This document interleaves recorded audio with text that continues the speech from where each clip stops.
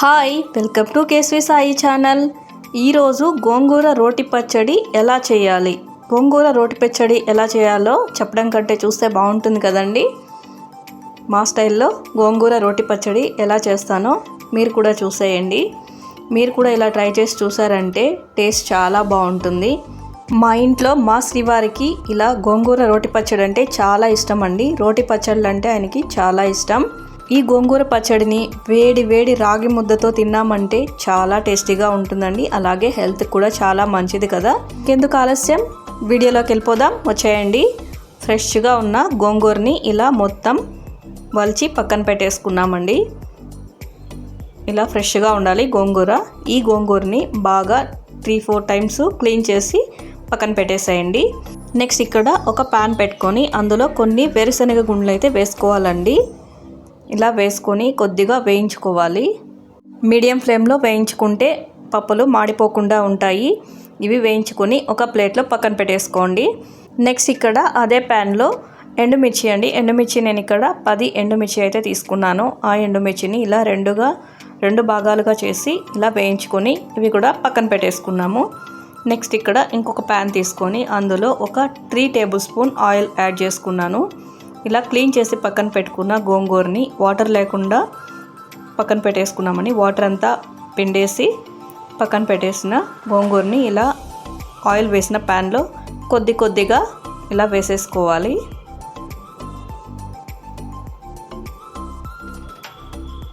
ఇలా మొత్తం గోంగూరని ఇందులో వేసిన తర్వాత మీడియం ఫ్లేమ్లోనే వేయించుకోవాలండి. ఇక్కడ నేను 1 టేబుల్ స్పూన్ జీలకర్ర అయితే యాడ్ చేసుకున్నాము. యాడ్ చేసుకున్న తర్వాత మొత్తం ఒకసారి కలిసిపోయేలా ఇలా మిక్స్ చేసుకున్నామని కలుపుకోవాలి.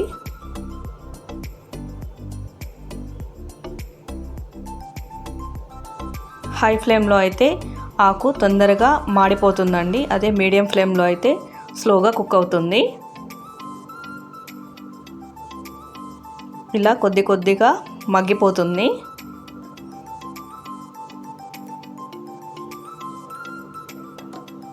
చూడండి, ఇక్కడ ఆకైతే స్లోగా మొత్తం మగ్గిపోతుంది. ఇలా దగ్గరికి వచ్చేంత వరకు ఇలా కుక్ చేసుకోవాలి. నెక్స్ట్ ఇక్కడ ఒక మిక్సీ బౌల్ తీసుకొని అందులో ముందుగా వేయించి పక్కన పెట్టుకున్న వేరుశనగ గుండ్లని, ఎండుమిర్చిని, అలాగే కొద్దిగా తగినంత సాల్ట్ని అయితే వేసుకొని గ్రైండ్ చేసుకున్నాను. ఇలా గ్రైండ్ చేసి పక్కన పెట్టేసుకున్నాను. నెక్స్ట్ ఇక్కడ నేను రోల్ అయితే బాగా శుభ్రంగా కడుక్కున్నానండి. కడిగేసిన తర్వాత ఇలా గ్రైండ్ చేసుకున్న పౌడర్ని ఇలా రోట్లో వేసేస్తున్నాను. మీరు గ్రైండ్ చేసుకోకుండా డైరెక్ట్ అయినా ఇలా దంచేసుకోవచ్చు అండి. ఇక్కడ మాకు అంత అవైలబుల్ లేదు కాబట్టి మేము ముందుగా ఇక్కడ గ్రైండ్ చేసుకున్నాము. తర్వాత కొద్దిసేపు ఇలా దంచుకోవాలి.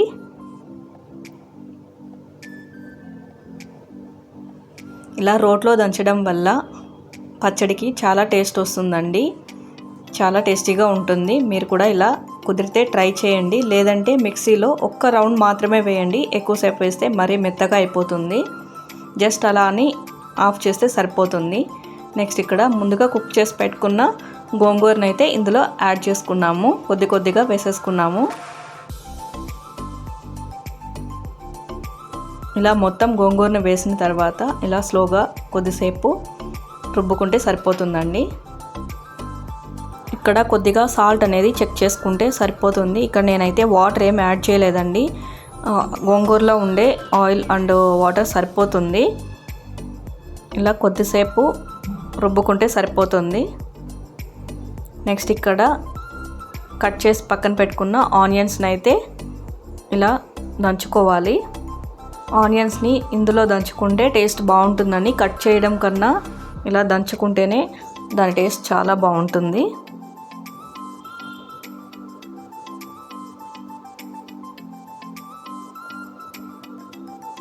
నెక్స్ట్ ఇక్కడ కొద్దిసేపు అలా 1 రౌండ్ అలా రుబ్బేస్తే సరిపోతుందండి. అంతే, పచ్చడి అయితే రెడీ అయిపోయింది. మీరు ఇక్కడ సాల్ట్ అనేది చెక్ చేసుకొని వేసుకోండి. నాకైతే సాల్ట్ సరిపోయింది. నెక్స్ట్ ఇక్కడ దీన్ని ఒక సర్వింగ్ బౌల్లోకి తీసుకోవడమే.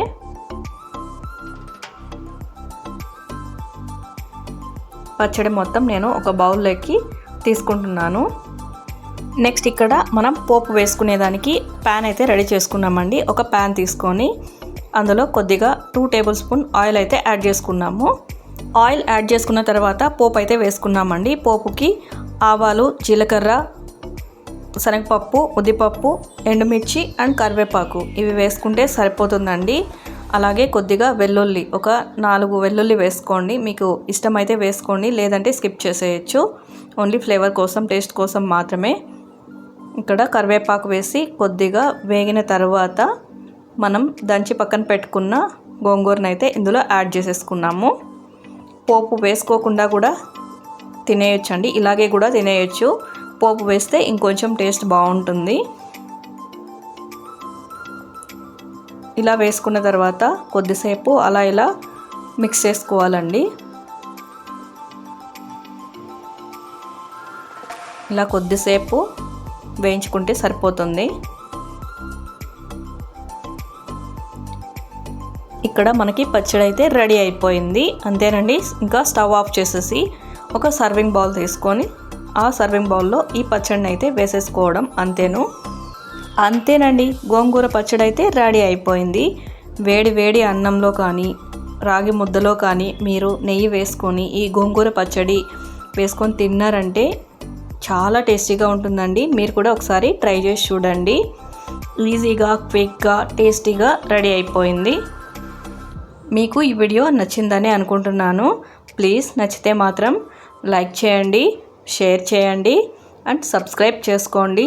మరిన్ని వీడియోస్ కోసం కేఎస్వి సాయి ఛానల్ని ఫాలో అవ్వండి. బాయ్ అందరికీ.